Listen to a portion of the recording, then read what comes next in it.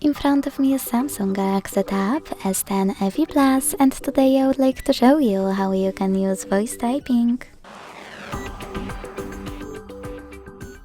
Begin by launching your keyboard and clicking on this microphone at the bottom left corner. Then start typing.